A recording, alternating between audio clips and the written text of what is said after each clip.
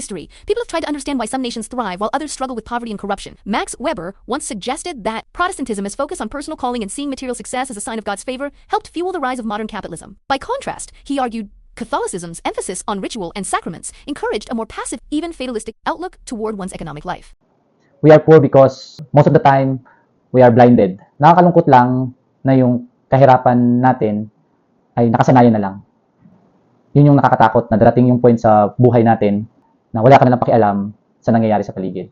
Nangyayari sa buhay mo, nangyayari sa pamilya mo, at sa bansa. But to truly understand the Philippine experience, we need to look beyond religious doctrine and into the messy realities of history and politics. Hot topic right now are the children of corrupt government officials. And I remember I had a classmate. I came from a very privileged private school in the Philippines. And so he went up to me, and I was a scholar at the time, 50%. And he was like, "Hey, Lucia, I heard you're a 50% scholar. So does that mean I own like 50% of you?"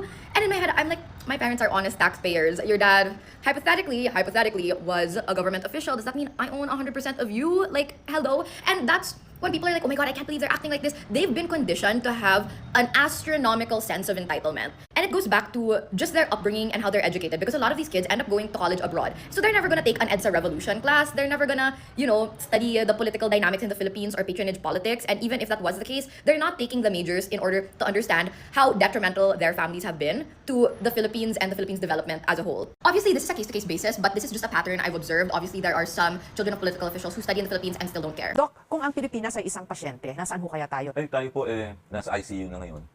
In fact, malapit ng mamatay. Oh, naku naman. Na malapit sa morgue na. Yun ang pag-picture sa sitwasyon natin ngayon. Napaka-grim. Oo. Yung sakit natin wala nang lunas, ganun po ba? Wala nang lunas Kasi ang unang-una, yung doktor na tumitingin, walang awa. Yun ang unang-una. Gobyerno po yan. Gobyerno or cabinet secretaries. Sinasabi kong kawawa tayo kasi sarili nating gobyerno, ninanakawan tayo. Mako-confine ka ng matagal, magkakanda utang-utang ka, mamamalimos ka, magmamakaawa ka, o mamamatay ka na lang. For a country na napakadaming pera dahil may pondo na, ninanakaw pa para sa kalusugan. Kita mo, pag pumunta ka sa mga ospital, namamatay ka na lang dyan. Kung may cancer ka, wala. Kaya sa mga nakikipagsabwatan upang kunin ang pondo ng bayan at nakawin ang kinabukasan ng ating mga mamamayan, mahiya naman kayo. Yung sinabi ni Pangulo na mahiya naman kayo, kasi wala na siyang particular na escape act Yung maya naman kayo, nakaturo din sa kanya yun Kasi unang-una, hindi mo minanage siya ng ayos Siniro pa rin niya ang budget for 2025. Ito po yung PhilHealth. Mga kababayan, kung hindi nyo naunawaan, kinuhanan tayo ng 60 billion, wala tayong budget for 2025, ang nakuha sa atin ay 130 billion. Ngayon, walang nakakaalam na naisahan tayo ng gobyerno. Sa bawat araw na lumilipas na nakikita ko, walang pag-asa Pag nagbukas ka ng social media, makikita mo doon, labanan ng DDS, pro-BBM, kakamping, pero walang nag-iisip ng bandera ng Pilipinas. Yun ang kulay dapat nating lahat Palagi ako nanonood ng balita. Napansin ko, paulit-ulit na lang. Tapos may konting dumadagdag, pero lahat ng dumadagdag, puro tungkol sa corruption, kagaya sa DOH. Tapos may mga BIR personnel na na-expose kasi tumatanggap ng bribery. Tapos nakita ko din, yung ibang government sectors parang walang pakialam sa problema nating mga taxpayers. Kagaya ng DTI, nakisabay pa.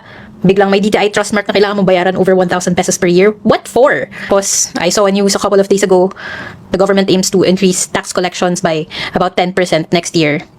Tapos sa BIR, nag-release ng bagong rule sa paggamit ng mga resibo pag nagpa-file ka ng expenses. Parang napansin ko lang na I don't see any of them serving me as a taxpayer. Parang palagi na lang para sa gobyerno. Mag-increase ka ng tax collection. Kahit alam mong yung mga Pilipino, walang tiwala dahil sa talamak na korupsyon. Aminin ko nakakapagod. Napapagod na rin ako.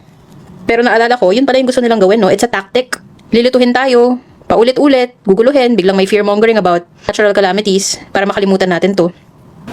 Hinihikayat ko po ang ating mga barangay officials. Mag-ayos-ayos naman po tayo. Hindi ko po nilalahat. Marami na akong nakitang mga barangay na maayos, maganda ang serbisyo. Pero wag na rin po tayo maglukuhan. Huwag kayong magmamalaki sa akin na malakas kayo kay GOA Commissioner Lepana. Yes, blaming Catholic teaching for poverty gets the theology backwards. Wala yung sa religious beliefs natin. Nasa personal ng mga ideals ito. Kung Katoliko man o Kristiyano, napakalaking guidance sa atin ng mga commandments natin at paniniwala na nakaaklas sa simbahan. Pero dito, tinuturo yung magputing asal, mga magagandang gawain na nakaaklas sa kung paano ito ginagawa ni Jesus at ng Panginoon. Being poor is because of what we work for, our goal in life, or if we don't know how to manage our finances, we become poor. Catholic social thought strongly defends economic justice and the dignity of work. Pope John Paul II, in Laborum Exercens, taught that human labor is a way of participating in God's creation, not merely earning a paycheck.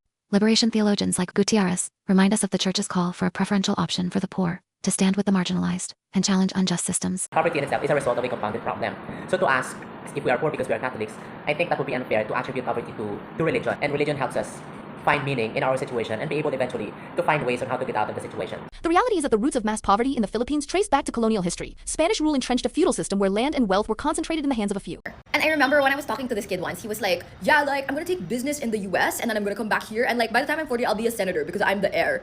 The heir? What are we? A feudalistic society? Do we have a king? Do we have a queen? Like, hello? My main point of that video was to not like rabidly hate on my old classmate. It was to critique the systems in place that enabled him to act like that. Modern corruption only deepened these inequalities. And that's the reason we are failing as a country. Ang kalaban natin noong unang panahon ay Kastila. Ngayon ang kalaban natin kapwa Pilipino. Naiiyak ako. Hindi, yan ang totoo. Yan ang pinakamasakit na hindi katanggap-tanggap. Naiiyak ako sa mga sinasabi nyo. Real talk siya. Oo nga po. As one reflection puts it, you will know them by their fruits. Christianity can foster moral resilience against corruption, but only when its teachings move from ritual to lived action. Definitely, in regards to the moral demands, the teaching of the Catholic faith, it's the highest, one of the highest, kasi love your neighbor, diba? No other religion will propose such a high moral standard. So, in other words, if ever, it is perhaps because of the bad example, or Catholics are not really practicing the teachings of the faith. So it's not the Catholic faith itself, but the individuals ang problema. I think it's very good to teach people, to teach the Catholics yung proper Catholic ethics and position. Ayun ang address ng information nila so that they know and that they decide accordingly. You have to form their consciences in such a way na they decide on their own according to the Catholic principles. The Philippines lives a paradox, the only Christian nation in Asia, and yet one of the most corrupt. Filipino culture, shaped by both survival instincts and social values like pakikisama, often leads people to compromise Christian principles in politics and business. Many separate the sacred from the secular, praying on Sundays, but tolerating corruption during the week. This dualism weakens the power of faith to transform society. Are we corrupt because we are Christians? Definitely not. We are corrupt because we are selfish, we are greedy, and we are not living out the Christian ideals in our lives. Our hearts have been calloused by continuously taking bribes, taking money. Even it's not just about the billionaires and the trillionaires and those senators and congressmen, but even us who pay the MMDA or pay extra for permits or things like this, mga naglalagay sa any branch of the government, any level. It's not only about how many zeros are behind these things that we give them, but even just 100 pesos, that's still corruption. The fact that we are corrupt is because we are not Christian enough. We are not living out our Christian ideals, our Catholic ideals in our daily lives. We separate being Catholic from being in government, from being Filipino.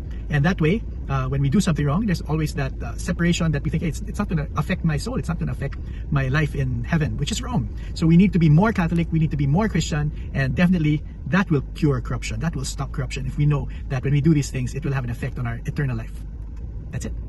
Ang tingin ko, walang compassion and kindness ang leaders natin. Medyo sweeping po yun, ha? Hindi, tingin ko. Kulang sa mga leader natin na may moral courage. Tsaka wala tayong mga leaders ngayong patriotic, nakikita ko. Wala na Jose Rizal ngayon. In the article of the Philippine Star in 2002, Rev. Fr. Romeo Antonkin reminded us that mass poverty is not caused by Catholicism, nor even by population growth, but by misgovernment, graft, abuse of authority, and cultural attitudes that allow them to continue. Ang pagiging mahirap, hindi yan choice.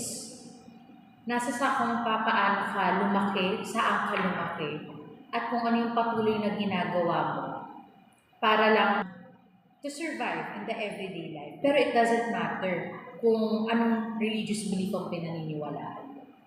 Kasi meron tayong mga mayayamang kasama sa komunidad na Catholics na ginagamit naman yung privilege to help others. While the others, even if they're following everything, sometimes these aspects are out of their control. Historically, only a small percentage of Filipino Catholics have embraced a faith with a strong public and social dimension.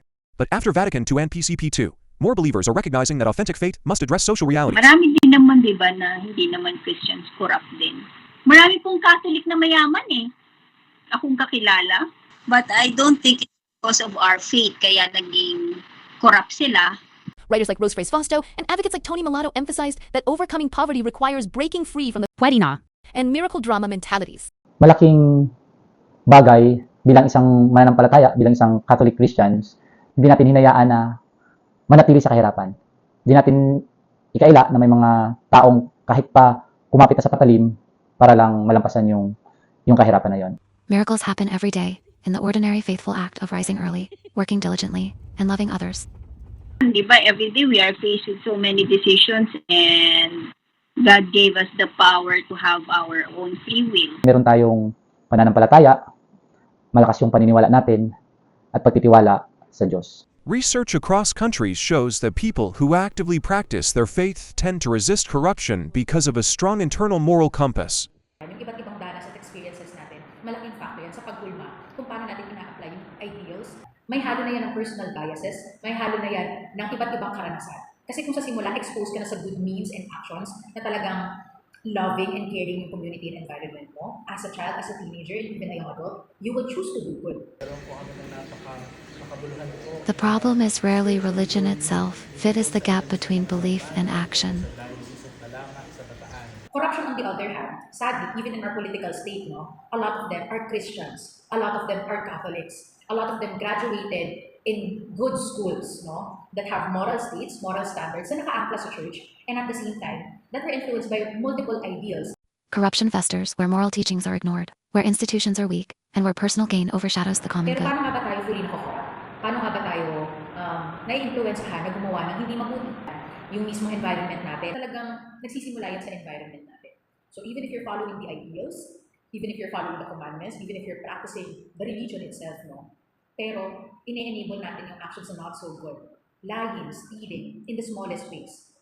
Hinahayaan natin na even if you're a practicing Catholic, a Christian, and these small things you can get away with, we are not shaped only by our ideals and religious beliefs, but with the experiences that we have by applying those ideals and religious beliefs.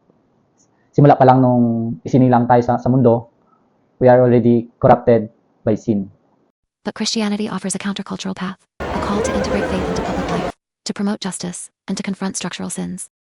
The main idea we have of power in our mind is binary. There's the powerful and the powerless. It's someone imposing power on someone else. This concept of binary in political science is discussed by Robert Dahl. So as the theory of power has progressed, Clarissa Hayward discusses that power is in structures, not people. Because if we had legislation to end political dynasties, for example, or if we had legislation to stop government officials from owning big corporations that are responsible of creating infrastructure, there wouldn't be any conflict of interest. And in turn, it would also strengthen our democracy. And this is why Hayward discusses that structures are a network of social boundaries that constrain but also enable actions. Because there aren't enough boundaries for our policymakers, that's what enables this behavior, the behavior that you can say, I own 50% of you, or I'm the heir. And so while what he's saying was wrong, we have to look at the bigger picture. A bigger picture where we hold institutions to a high regard than our public officials, where we don't vilify them or glorify them, where we can look at things with nuance and see that there are certain policies that are operating at an optimal level and certain policies that are operating at a suboptimal level. And unfortunately, in the Philippines, there are so many policies and structures in place that are operating at a suboptimal level, and unfortunately, displacing so many Filipinos due to the climate crisis. May pag-asa yung pasyente natin. Hindi ako nawawala ng pag-asa as long as buhay ang pasyente. Kaya lang, ang oras wala na sa ating side eh. Kailangan magmadali tayo bago tayo talagang bumulusok pababa. Dapat may hustisya ho ito. Hambang hindi natin nakakamit ang justice, hindi tayo mapapatahimik. Ikulong yung mga kurakot yan. Hindi lang sa flood control, hindi lang sa edukasyon, sa kalusugan, at lahat ng sangay ng pamahalaan. Yung Diyos na pinaniwalaan natin ay yung Diyos na hindi tayo hayaang manatili dun sa kasalanan. Hindi tayo hayaang lumubog at mamuhay sa korupsyon ng kasalanan. Kaya bilang isang Christian, mayroon tayong mga pagkakataon at kalayaan na tumanggap ng mga sakramento. Yung binyag, kumpil, kumpisal, misa. At dito na nahuhubog at lumalalim yung paniniwala ko na yung corruption sa sarili, sa kapwa, sa bayan ay matatapos din. May Diyos tayong handang tulungan tayo umahon dun sa corruption na yun.